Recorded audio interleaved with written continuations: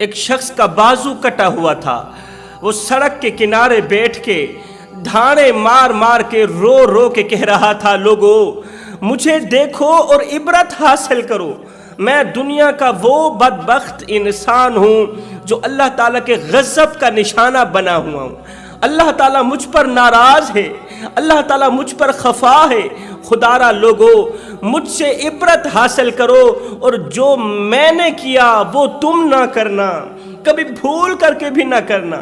جو گناہ میں نے اپنی زندگی میں کیے، مجھ سے میرا رب ناراض ہو گیا، مجھ سے میری فیملی ناراض ہو کر مجھ سے بے وفائی کر گئی، میری بیوی بچوں نے مجھے چھوڑ دی، عزیز و اقارب نے مجھے چھوڑ دیا. عزیز و اقارب مجھ سے اس قدر نفرت کرنے لگے، اس قدر نفرت کرنے لگے کہ انہوں نے مجھے اپنے ملک سے بھی نکال دیا. اللہ تعالیٰ نے میرا بازو کاٹ دیا، اب میرا جسم بھی کٹنے والا ہے. خدا را بھائیو مجھ سے عبرت حاصل کرو، جو میں کرتا تھا وہ کبھی نہ کرنا. قریب سے ایک گزرنے والے شخص نے پوچھ ہی لیا، بھائی بتا تو صحیح تیری کہانی کیا ہے، تیرا واقعہ کیا ہے، تجھ سے عبرت حاصل کیوں کریں؟ آخر تو نے اپنی زندگی میں کون سے ایسے گناہ کیے اور تیرا بازو کیوں کٹا اور کس نے کاٹا، کس وجہ سے کٹا تیرا بازو؟ تو اس شخص نے روتے ہوئے اپنی زندگی کی دردناک کہانی سنائی. اس روتے ہوئے شخص نے کہا، اگر تم لوگ مجھ سے میری کہانی سن لو، مجھ سے میرے گناہ سن لو، تو نفرت کے مارے مجھے زندہ مٹی میں دفن کر دو. تمہارے اندر اس قدر نفرت کی آگ جل اٹھے گی کہ تم لوگ مجھے زندہ مٹی میں دفن کر دو گے، تم مجھے اپنے وطن سے نکال دو گے. لیکن میں چاہتا ہوں کہ تم میری کہانی سے آگاہ ہو جاؤ، تم اس حقیقت سے آگاہ ہو جاؤ تاکہ تم ان گناہوں سے بچ جاؤ، اللہ تعالیٰ کے غضب کا نشانہ مت بنو. تو اس شخص نے کہا، جلدی بتا تیری کون سی کہانی ہے، تیرا کون سا واقعہ ہے؟ جوانو یہ کہانی اتنی دردناک ہے کہ اگر کوئی پتھر دل بھی سنے تو اس کا دل موم ہو جائے، اگر کوئی کافر بھی سنے تو اس کو بھی رحم آ جائے. یہ شخص رو کر کہنے لگا، بھائیو میں فلاں ملک کے ظالم بادشاہ کا ظالم وزیر تھا.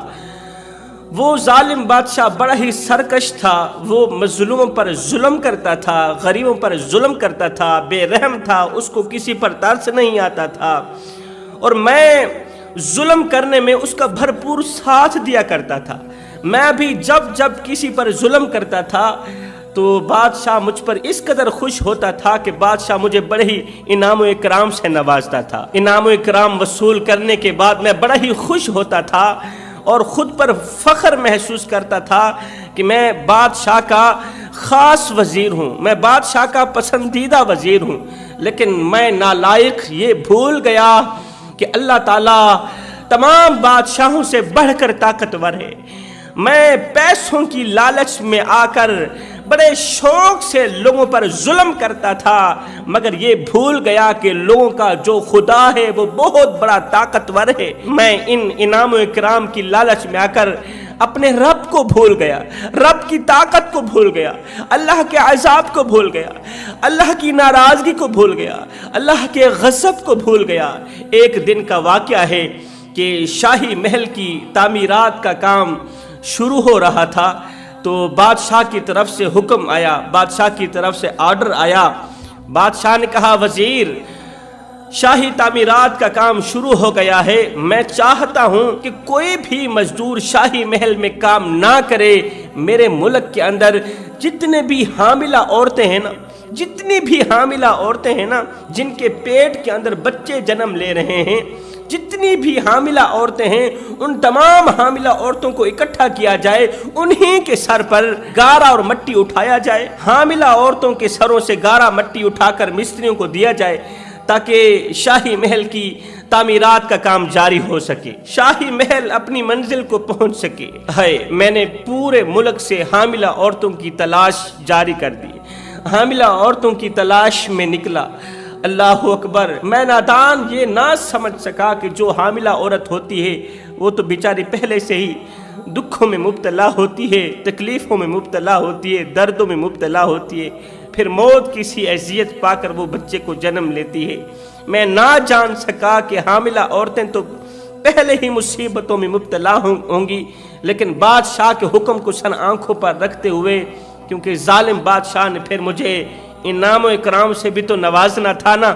اس انعام کی لالچ میں آ کر میں نے ملک کا چپا چپا چھان مارا، 1000 حاملہ عورت اکٹھی کی، 1000 حاملہ عورت اکٹھی کرنے کے بعد شاہی محل میں لے آیا، 1000 حاملہ عورتوں کو اکٹھا کر کے ان کو مزدوری پر لگا دیا، ان کے سر پر گارا ڈالا، ان کے سر پر مٹی ڈالی۔ وہ بیچاری حاملہ عورتیں جو پہلے سے ہی دکھوں تکلیفوں میں مبتلا تھیں، پہلے سے ہی دردوں میں مبتلا تھیں، کڑکتی دھوپ میں تتی ریت کے اوپر ان حاملہ عورتوں نے صبح سے لے کر شام تک کام کیا، رات ہو گئی۔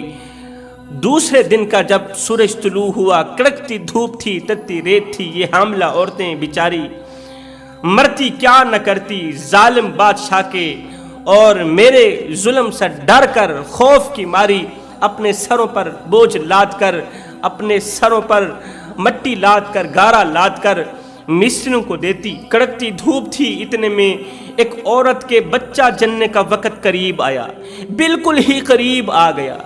یہ عورت کام کرتی کرتی، بوجھ اٹھاتی اٹھاتی، گارا مٹی اٹھاتی اٹھاتی زمین پر لیٹ گئی۔ کڑکتی دھوپ میں تتی ریت کے اوپر یہ عورت لیٹ گئی، رونے لگی، چیخنے لگی کہ میری مدد کرو، میری مدد کرو۔ میں اس کے سر پر کھڑا تھا، میں ایسے کہتا اٹھ کام کر، کیونکہ میری رگوں میں ظلم رچ گیا تھا، میرا دل پتھر بن چکا تھا۔ میں بادشاہ کو ہر معاملے میں، ہر موڑ پر ظلم کرنے پر ابھارتا تھا، ظلم کرنے میں ان کا بھرپور ساتھ دیتا تھا۔ میں اس بیچاری عورت کے سر پر کھڑا ہوں، بیچاری عورت میرے آگے ہاتھ جوڑتی رہی کہ اسی لمحے کے اندر اندر میں بچہ جننے والی ہوں، بچے کی پیدائش کا وقت بالکل قریب ہے، خدا را کسی عورت کو بلاؤ، میری مدد کرو۔ عورت کو بلا کر میری مدد کی جائے۔ اللہ اکبر، میں بجائے اس کی مدد کرنے کے اسے اپنا پاؤں مار کے کہتا دفعو، اٹھو کام کرو، اٹھو کام کرو۔ میں اسے دھمکی لگاتا، اگر کام نہیں کرو گی تو میں بادشاہ کو کہہ دوں گا، بادشاہ تیرے سر تن سے جدا کر دے گا، تو میری نافرمانی مت کر۔ لیکن وہ بیچاری زمین پر لیٹی ہوئی میرے آگے ہاتھ جوڑتی رہی، میرے آگے فریادیں کرتی رہی کہ مجھے تھوڑی سی مہلت دے دو، مجھے تھوڑا سا وقت دے دو، تھوڑا سا ٹائم دے دو، میں بچہ جن لوں، اس کے بعد جو تم کہو گے میں کروں گی۔ لیکن میں کہتا نہیں، اٹھو ابھی ہو، اسی وقت کام کرو، یہ تیرے بہانے کا وقت نہیں ہے، زمین پر لیٹنے کا وقت نہیں ہے، وقت ضائع مت کرو، نہیں تو میں تمہیں جان سے مار دوں گا۔ وہ بیچاری عورت میرے قدموں پر بیٹھ کے مجھ سے بھیک مانگنے لگی، خیرات مانگنے لگی کہ کسی عورت کو میرے پاس بلاؤ، میری مدد کرے، مجھے تھوڑا سا وقت مہلت دے دو، میں بچہ جننے کے بعد کام شروع کر دوں گی۔ ہائے لوگو، مجھے ذرا بھی رحم نہ آیا، کیونکہ میرا دل پتھر بن چکا تھا۔ جوانو، جب دل پتھر بن جائے نا، ایسے سمجھو دنیا بھی تباہ ہو گئی، پھر آخرت بھی تباہ ہو گئی۔ سب کچھ کرنا، یہ جو دل ہے نا، اس کو پتھر نہ بننے دینا۔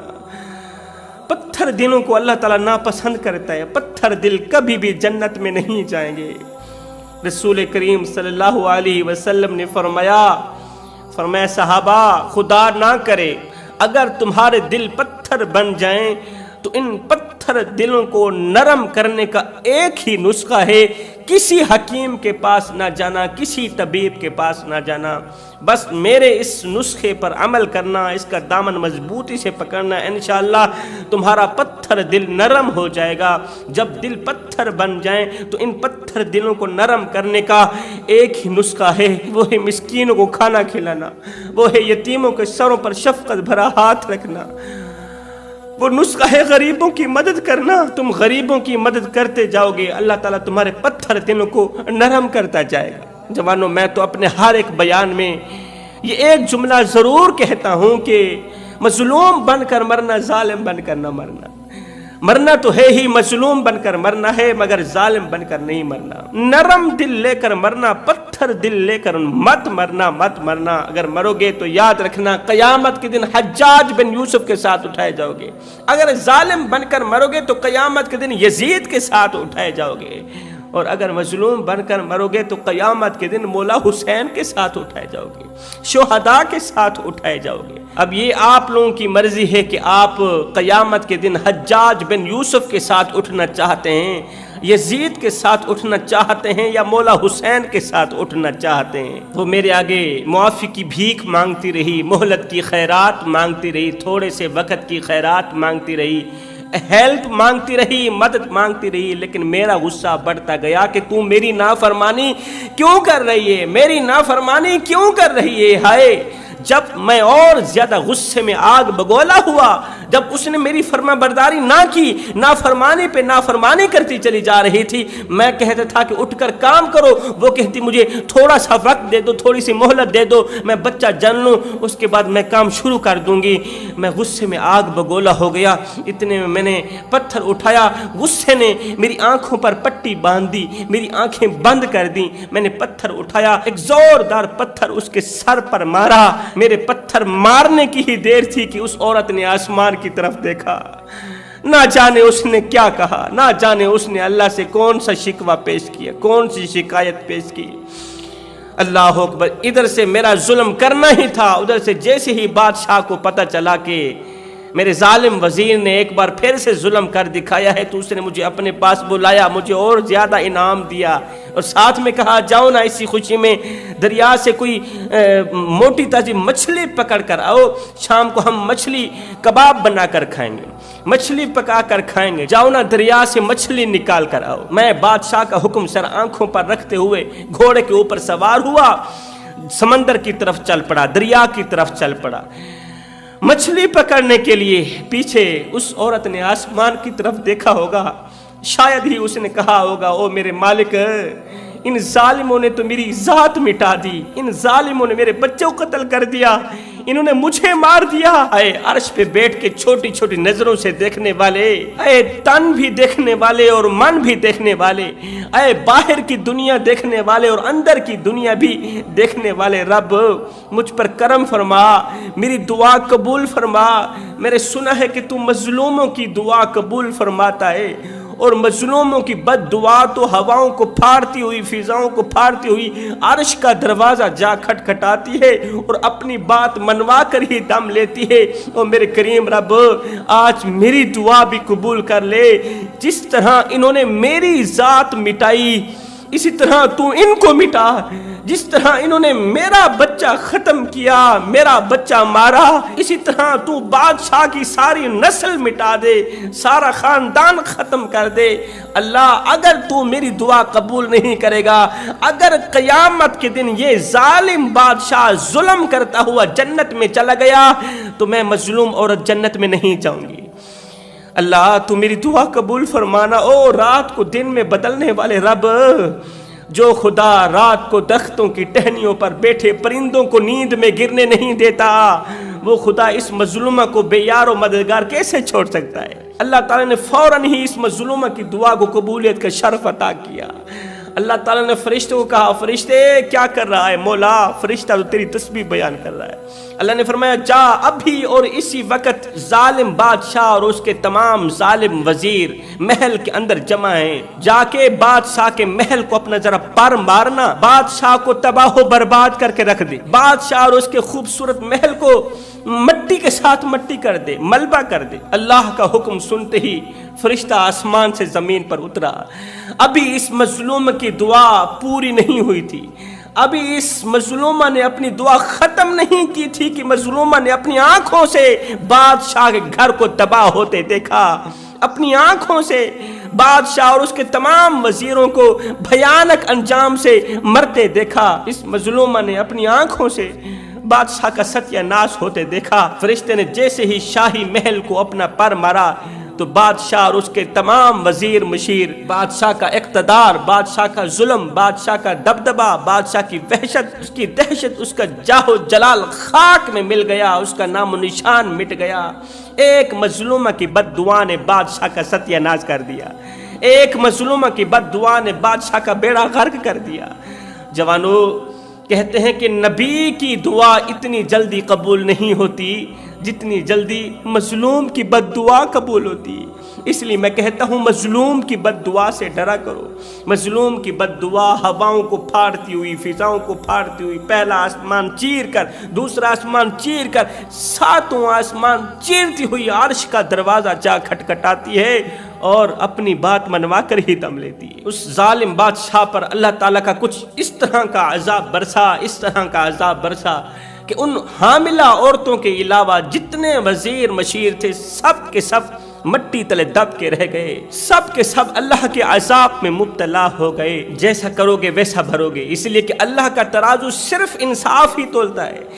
اب یہ رونے والا شخص اپنی کہانی سناتے ہوئے کہتا ہے کہ میں تو شاہی محل سے نکل کر دریا کی طرف چل پڑا، دریا کے قریب گیا، دیکھا ایک مچھیرا مچھلیاں پکڑ رہا ہے، اس نے کافی مچھلیاں پکڑ رکھی تھیں، تو ان مچھلیوں میں سے ایک موٹی تازی خوبصورت مچھلی تھی۔ میں نے اس مچھیرے کو کہا کہ یہ مچھلی مجھے دے دو، اس نے کہا میں نے نہیں دینا، میں اس موٹی تازی مچھلی کو بیچ کر اپنے بھوکے اور پیاسے بچوں کے لیے روزی روٹی کا بندوبست کر کے جاؤں گا۔ میں کہنے لگا تجھے پتہ نہیں ہے میں کس کا وزیر ہوں؟ میں ظالم بادشاہ کا وزیر ہوں، میں ظلم بھی کرتا ہوں، میرے ظلم سے تو بڑے بڑے وزیر کانپ جاتے ہیں، بڑے بڑے وزیر ڈرتے ہیں، تو میرے سامنے کیا ہے؟ خاموش ہو کے چپ کر کے یہ مچھلی مجھے دے دے۔ اس نے کہا تو جتنا بڑا ظالم ہے نا، اور میرا جو رب ہے، میرا جو بادشاہ ہے نا، تجھ سے کہیں زیادہ قہار بھی ہے اور جبار بھی ہے، تو اس کے سامنے کچھ بھی نہیں ہے، اور جب وہ حساب لیتا ہے اگلی پچھلی برابر کر لیتا ہے۔ اللہ اکبر۔ جب اس غریب نے کہا نا کہ یہ موٹی تازی مچھلی بیچ کر میں اپنے بھوکے بچوں کے لیے روزی روٹی کا بندوبست کر کے جاؤں گا، تو اس کی یہ بات مجھے اچھی نہ لگی، میں نے 2-4 تھپڑ بھی اسے رسید کر دیے۔ اللہ اکبر۔ اسے مارا پیٹا، اس سے وہ مچھلی چھین کر گھوڑے پر سوار ہو کر میں روانہ ہو گیا۔ اللہ اکبر۔ ایک ہاتھ سے مچھلی پکڑی ہوئی تھی، مچھلی پکڑ کر گھوڑے پہ بیٹھ کے دوڑتا ہوا گھوڑا جا رہا تھا، میں گھوڑے پر سوار تھا، اتنے میں مچھلی نے میرے انگوٹھے پر زخم کر دیا، میرے انگوٹھے پر اپنا دانت مار دیا، میرے انگوٹھے کو کاٹ دیا، انگوٹھے کو مچھلی نے کاٹ دیا۔ مجھے تھوڑا تھوڑا درد محسوس ہونے لگا کہ مچھلی نے میرے انگوٹھے کو کاٹ دیا ہے۔ خیر میں بھاگتا رہا کیونکہ بادشاہ کا حکم تھا۔ جب میں محل کے قریب گیا تو محل کا ستیہ ناش ہوتے ہوئے میں نے دیکھا، جب محل کو تباہ و برباد ہوتے ہوئے میں نے دیکھا، لوگ محل کو تباہ و برباد ہوتا دیکھ کر اللہ کا شکر کر رہے تھے۔ اللہ تیرا لاکھ لاکھ شکر ہے کہ تو نے بادشاہ کو ختم کر دیا، ہمیں بادشاہ کے ظلم سے بچا لیا، ظالم کے ظلم سے بچا لیا۔ وہ حاملہ عورتیں اللہ تعالیٰ کا لاکھ لاکھ شکر ادا کر رہی تھیں۔ میرے ہاتھوں سے وہ مچھلی گر گئی۔ جب میں اپنے گھر پہنچا تو میری بیوی نے میرے اوپر لعنت کی، کہا کہ تیرے اوپر ایک بار نہیں 1000 بار لعنت ہو۔ وہ حاملہ عورت تجھ سے معافی کی بھیک مانگتی رہی، خیرات مانگتی رہی، لیکن تجھے ذرا بھی رحم نہ آیا۔ لیکن میں تیرے جیسے ظالم کتے کے ساتھ زندگی گزارنا پسند نہیں کرتی، میں گوارا نہیں کرتی، لہٰذا تجھے چھوڑ کے میں اپنے بچوں کو لے کر اپنے میکے جا رہی ہوں۔ کہتا ہے میرے بچے بھی مجھے چھوڑ کے چلے گئے، میری بیوی بھی مجھے چھوڑ کے چلی گئی، بادشاہ کا ستیہ ناش ہو گیا، مجھ سے میرا اقتدار چھین لیا گیا، مجھ سے بادشاہت چھین لی گئی، اقتدار کی کرسی چھین لی گئی، میں تنہا اکیلا رہ گیا۔ جو بھی میری طرف دیکھتا لعنت کے بغیر مجھے نہ چھوڑتا، لعنت کے بغیر مجھے نہ جانے دیتا۔ اب مچھلی نے میرے انگوٹھے کو کاٹا تھا تو یہ درد بڑھتا گیا، مجھے ایسے لگتا تھا جیسے انگوٹھے کے اندر آگ لگی ہوئی ہے۔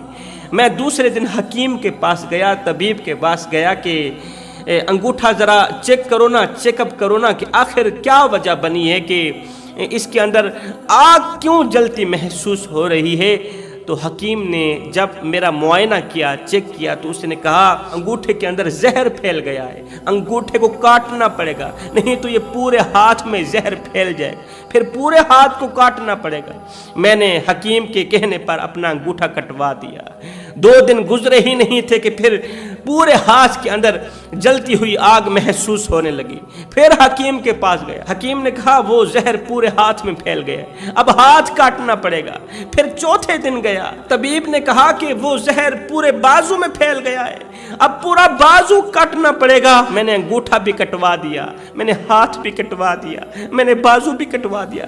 جب میرا پورا بازو کٹ گیا تو حکیم نے کہا کہ وہ زہر پورے وجود میں پھیل گئی ہے، اب موت بالکل قریب ہے۔ کسی عزیز نے کہا بھائی اس بیماری کی بنیادی وجہ تو بتا کہ یہ بیماری کب سے لاحق ہوئی تھی، کب سے شروع ہوئی تھی۔ تو میں نے پچھلی کہانی سنائی کہ میں ایک مظلوم شخص سے مچھلی چھین کر، اسے مار کر پیٹ کر مچھلی چھین کر گھر کی طرف جا رہا تھا تو مچھلی نے مجھے کاٹا تھا، مچھلی نے اس دن مجھے کاٹا تھا، اسی دن سے یہ بیماری لاحق ہوئی، اسی دن سے بیماری کا آغاز ہوا۔ تو عزیز نے کہا پھر تیری بیماری کا علاج اسی غریب کے پاس ہے، جا اسے ڈھونڈ، اس سے معافی طلب کر کے آ۔